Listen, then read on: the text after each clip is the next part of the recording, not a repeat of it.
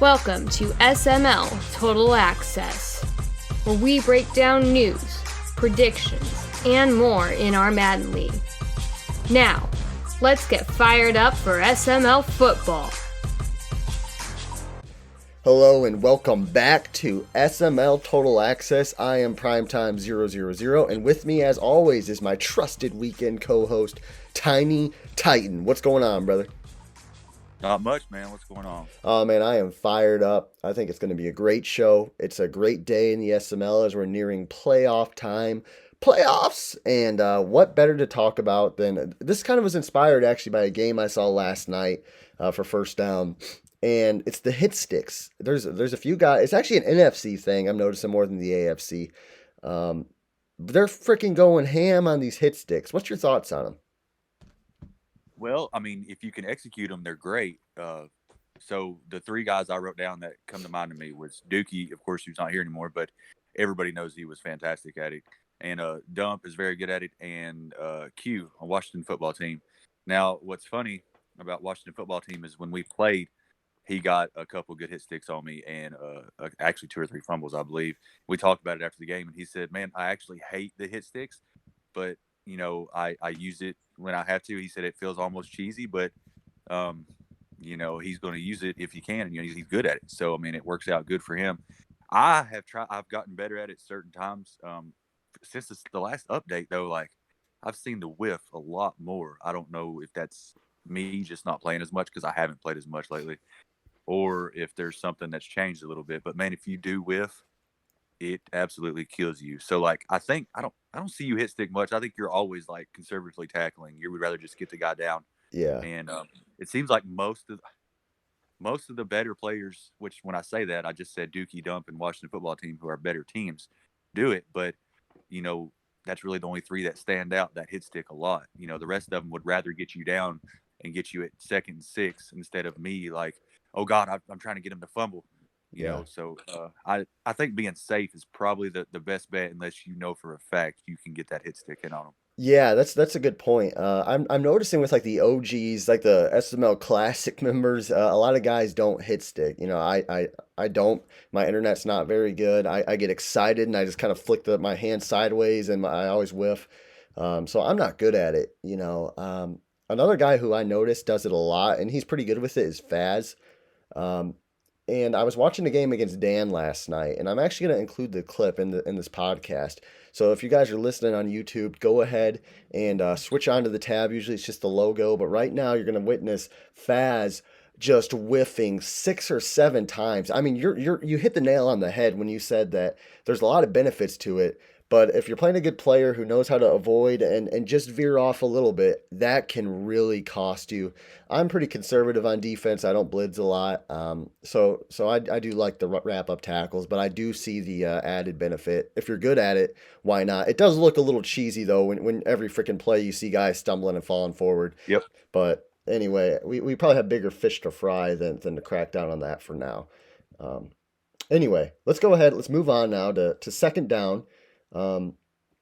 Lack of team overall, bad teams. We see them all the time. Sometimes people get stuck later on in the draft, or in my case, early in the draft. I took probably not the best team I could have gotten, obviously.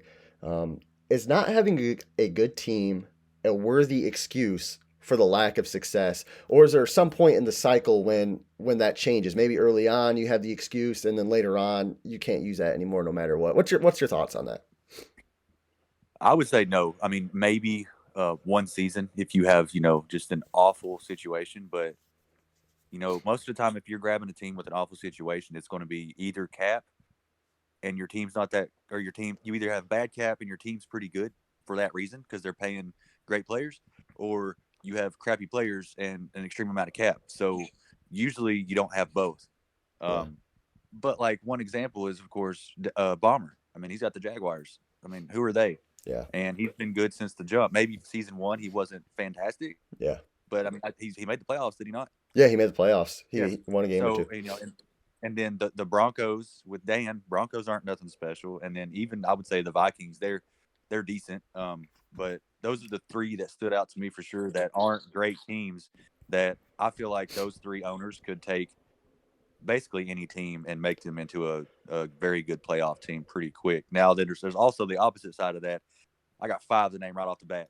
Me, ZZ/Raider, KJ and the Steelers, Mike, I was iffy about putting on here, and then Noel with the Bills, because Mike's always 8-8. Yeah. So I wouldn't say he's like doing awful, but so like that's all of us on the opposite side of that. We got good teams. My cap situation kind of sucked, but I still have good players. So I mean, like, what's our excuse? We got good teams, so that the other side shouldn't go for the same excuse. Yeah, that's true. The only time I think in SML history where I've seen a guy who was a good player and just become borderline unstoppable because his team was Sunday when he had those rush ends. I'm not sure if you played him, but it was when you played him, you felt like you could keep up with them, but there would always be the pressure there that'd be the difference maker. This Madden, I feel like the teams don't make as big of a difference since abilities are dialed down quite a bit, I would say. Um, I think you can use the excuse for the first season or two. Just mentally to make myself feel good, I use the excuse to give myself a mulligan for not winning a Sombardi yet. But at the end of the day, it's a results driven league, and you pick this team, and your team building skills, your game skills, and everything else all play a role. Obviously, you get maddened from time to time, but if you're not a good team builder, it's going to be very tough for you to win a Simbardi. We're seeing it right now with the Patriots. We're seeing it with a few other teams who maybe aren't the best team builders. Paulie is another one who great player. I think he's becoming a better team builder, drafting well, but Paulie not a top 10 team builder. If he was, I would say he's probably in the AFC Championship game almost every year. That Dolphins team is just not a good team, and he hasn't done too much. I like what he's done with the quarterback, but he hasn't done too much to make them like the Broncos, like the Jaguars, like the Colts, like a few of these other teams. Anyway, moving on now to third down. Let's talk some teams actually. What team is more likely to do damage in the playoffs, assuming they make it? We've seen DW just get upset, but he's been playing well, and I think he's still in the 7th seed spot right now. And field general. So DW or field general, who's more likely to do damage in the playoffs if they make it? So bad take by me. I was going to pick DW because his last 5 games was win against the Raiders, win against the Jets, win against Pitt, win against the Bears, win against the Raiders. And the game before, the first game against the Raiders, he lost to Dan only by 7 points. So I'm like, he's been on a somewhat of a hot streak. And then as soon as I made my notes, I was going to town and watching chat, and yep, he got upset. So, but hey, on the other side of that, Hova has been playing a lot better lately. Nobody can deny that. So I wouldn't, just say he's lost to, somebody that really is awful. Field, I haven't got to watch yet, man. His games haven't been on when I've had a chance to be in chat since he's been back. But I just looked at some of his recent games. He started slow, of course. He's just now coming back. But he just won against the Texans 31-21. And the Texans aren't, nobody terrible. They play with anybody for the most part. So maybe he's getting back into the feel of it. We'll see where he ends up seeding wise. I think right now he's probably probably 6 or 7. Is he 7 now? Oh yeah, Yeah. that's right. Because the rest of the NFC West is the wild cards. So, man, when I played DW this year, man, and it seems like when he's on it, he's really, really on it. So Yeah. I would give him as the more dangerous team. Yeah, DW is a good player. That Chargers team, I mean, it was a good team to start. QB helped kind of build him up. Obviously won a championship. DW has continued to kind of build that team. He's a good, solid player. I'm gonna go on the opposite side. I think Fields got a shot. I think he's got a shot to make some noise in the playoffs. I think he's gonna beat Mike week 16. I think Faz might be out, so I think he's gonna beat the CPU week 17. I think, assuming that Faz is gone on a skiing trip. But so I think Field makes the playoffs. And I think between those two games, beating the Texans, and overall, he played the Panthers pretty close. I know the score, there was a field goal at the end that made it a 2-score game, but he was neck and neck with that team. I think that Field has a shot. This Bucks team is good. He's got some receivers. He's got a good running back. He's got a quarterback. The defense is obviously not the best. Dookie was an offensive mastermind, and he did what he thought was best. I think Field's got a shot, especially if he plays dump, or I guess now it would actually technically be maybe even the Rams or the Panthers. But if he can get in the game and not make any mistakes and he uses those playmakers, I think you've got a shot. And with the playoffs, all it takes is a freaking shot. So we'll see what Yeah. happens. It'll be fun for sure. I think it's good to see some new teams possibly make some noise. Oh yeah. I will say I feel like that was a subtle shot at the NFC, thinking that the 7 seed can upset. Oh, But anyway, oh. I will. Is Faz supposed to be there for Week 16 this week we're in now, or do you know? Uh, I think he's leaving on Sunday. I think he's leaving on So Sunday. So I probably think that's a game to watch. I know it's two different conferences playing, but DW plays Faz. I think that would be an interesting game to see how DW is and where he stands. that'd be fun to see for sure. I agree with that. Let's go ahead. Let's move on now to fourth down, I believe it is. And our fourth down topic is drum roll, please, as I have mistakenly forgot it. Oh, okay. Our fourth down topic: the leading interception thrower in the SML has thrown more interceptions than the leading SML passing touchdown passer, if that makes sense. That never happens in the NFL. I think the leading record Peyton Manning did his rookie year. I think it's like 28 interceptions or something like that. Obviously, in the NFL, if you throw a lot of picks, unless if you're number one overall pick, you're probably going to get benched. So you can't compare them too much. But either way, the question is, are SML players bad passers? So I would say some are. First of all, do you know who the leading interception person is? I do not. Yours truly. Oh. I checked it this morning. It's at 40 right now. Oh. So that's not good at It's all. not good. But I did go look through and see, and I added it all up. Over half the league has more interceptions than touchdowns for their quarterbacks, which is interesting. I wouldn't have thought that. Yeah. But your leading touchdown thrower is Dan at 36 touchdowns. So it's not far off, even though you probably shouldn't compare that to interceptions. Yeah. So, Yeah. I mean, so when I see that, it makes you think if people like me would possibly play more conservative, don't do stupid throws. Because a lot of my interceptions, I don't complain about the throw out of sacks too much. I mean, if I had to guess, I may have thrown 5 or 6 throw out of sack interceptions. So I mean, if you think about it, I'm 6 and 8 right now. If I could cut those in half, how much better my team could possibly be? And that goes for everybody, let's say in the top 10 of interceptions. I mean, how much better could you be if you could cut your interceptions in half, even if you take 6 or 7 more sacks out of that? Yeah. So, I mean, that's just something to think about for all you guys with the top interceptions. I know I'm not the best one to give advice, but as the leader of our group, that's my advice. I think it's interesting that a lot of your losses and seeing how you have thrown the most interceptions, I could say just looking at the scores to your games, there's been a few where you've been blown out, but if you've thrown 40 interceptions, you're 6 and 8. I mean, you're just on the bubble of making the playoffs. You're probably not going to make it, but you're just on the bubble. And a lot of your games have been 2-score losses, maybe. If you threw 20 picks, you might be a 10 and 6, 11 and 5 team. And that's pretty amazing. It's an amazing feat to throw 40 interceptions and you have a shot at going 500. I mean, that's a testament to some resiliency there. Now that said, 40 interceptions is bad, right? That's probably your biggest flaw as well. I mean, I would do everything I could. Like, okay, what am I doing wrong? How can I not throw interceptions? Do I need to take sacks? Is it my play calls? Am I just getting pressure and getting nervous? What am I doing? But the question is, are we bad passers? And I think that the answer, it's a complicated game. Obviously, you said some guys are, some guys aren't. But overall, I think it's a pretty good group of guys passing wise in the SML. So I say no. I don't think we're bad passers. I think a lot of guys in the SML know what's coming. They kind of scheme for it. We've all played each other now for years. This isn't a league where we have constant turnover. We do have some turnover, but we kind of know what to expect. So therefore, I think naturally you're going to see more interceptions because of that. So I don't know. It's interesting though when there's more interceptions than touchdowns for the league leader. Yeah, I would agree with that. That as a whole, we're not.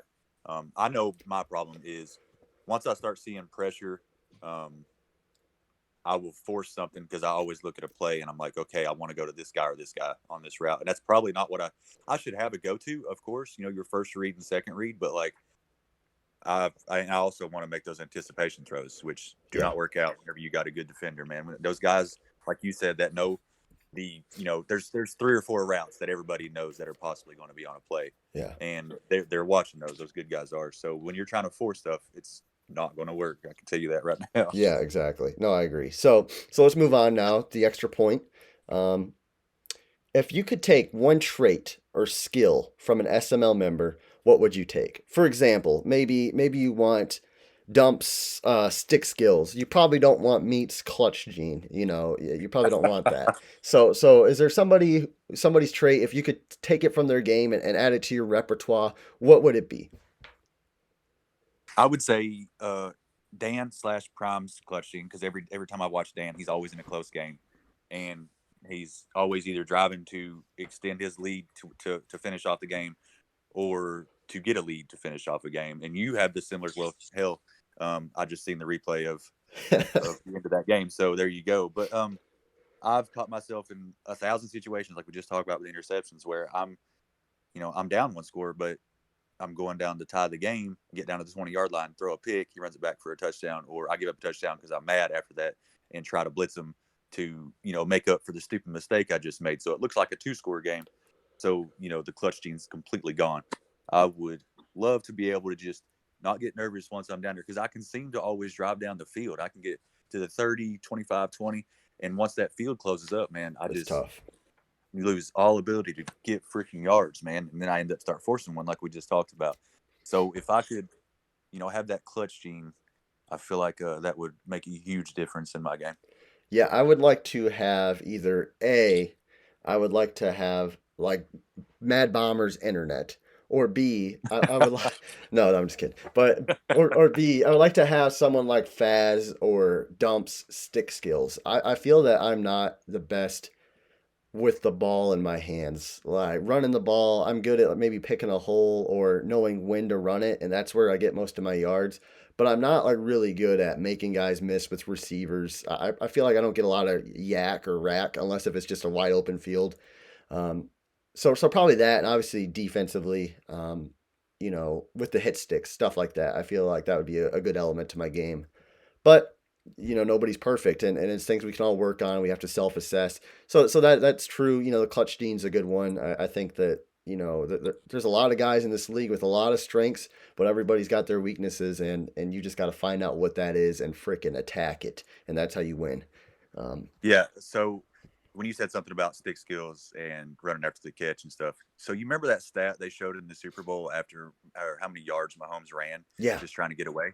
yeah, So I could compare that to Meats, like when he runs the ball and how side or horizontal he goes in his plays. I wish I could figure out how to do that without losing yards. yeah. He's always been super good at that, to where he knows just Just the right enough. way to cut real quick. Yeah, just to go not quite backwards, but it almost looks backwards to be Uh-huh. able to get past the defender.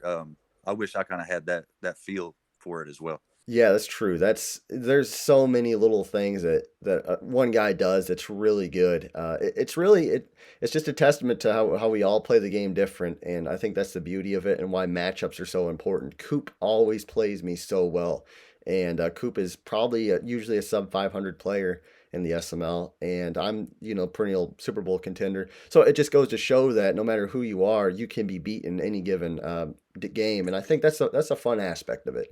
Um, Anyway, not to be the dead horse, we're at 18 minutes. So, you got anything else to say, or are we going to wrap this baby up? Wrap it up, man. All right, boys. That was SML Total Access. That was Tiny Titan on Primetime 000. Thanks for listening. If you haven't heard of us, well, we're the Sim Madden League. We're the best. Apply today, simmaddenleague.com.